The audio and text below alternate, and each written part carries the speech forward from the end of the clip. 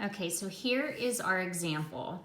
A sociologist claims that the age distribution for residents of a certain city is different than it was 10 years ago. All right, when we set up our hypothesis test, our null hypothesis is always going to state what was in the original claim distribution.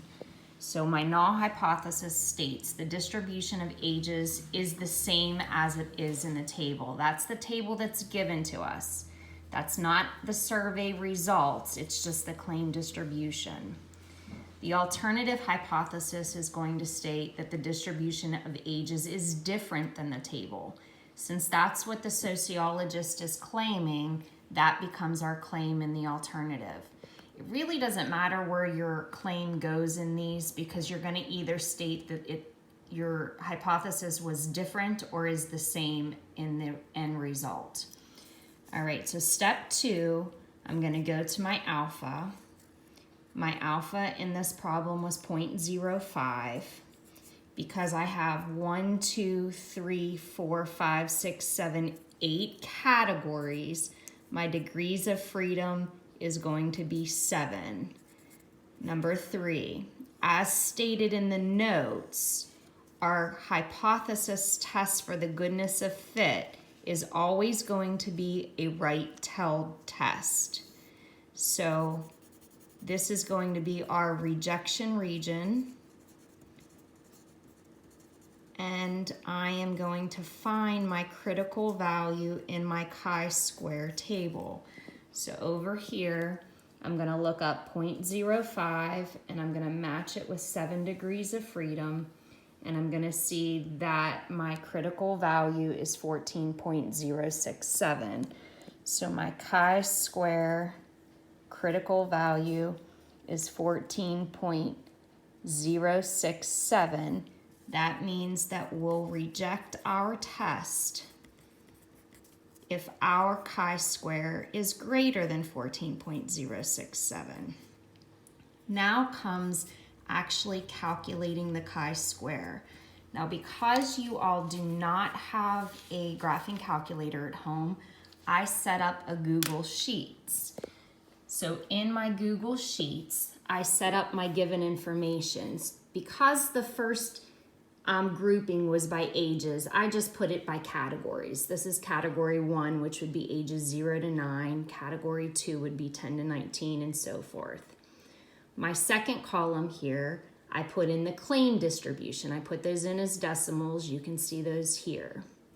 My third, so this is going to be my percent that was claimed. My third category is going to be my surveyed results.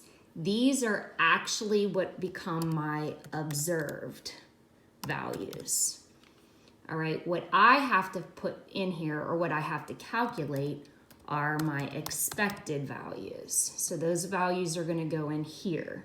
So how I need to calculate those is I need to take my percentages and multiply that by my sample size of 400. Now you can do that by hand, or you can let Google Sheets act as your graphing calculator. For that, what I'm going to do here is I'm going to put in a formula in here. In my function, I want to hit equals, and I want my computer to take my B2 position and multiply that by 400, and I'm going to hit enter. Now I want my Google Sheets to do that for all of these categories. So I'm going to get a little box down here. I'm going to click on this little box and I'm going to drag it all the way down. Those become my expected values. All right, in my third column, this is where I'm going to actually calculate the chi-square. The chi-square formula is my O minus E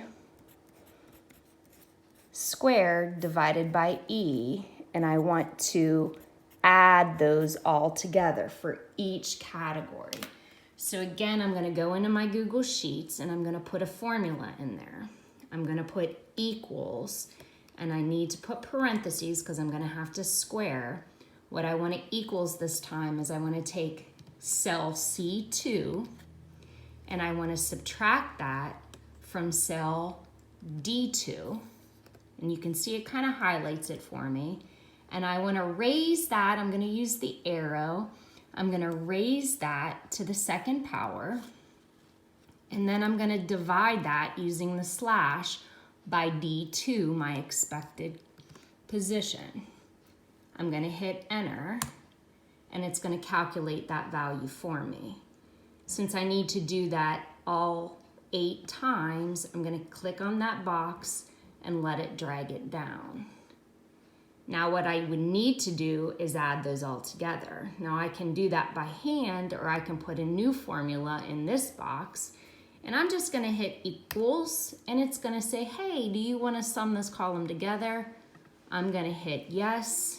I'm going to hit enter, and you can see that my chi-square is going to be 6.694. So in here, my chi-square is 6.694. And in step 7, I'm going to fail to reject my test because it did not fall in my rejection region. Therefore, in step 8, I do not have enough evidence to assume that the distribution of ages is different than the table. So there is not enough evidence to reject that they are the same. And as always, that would be a chance of a type 2 error at the 5% level. Hope this helps.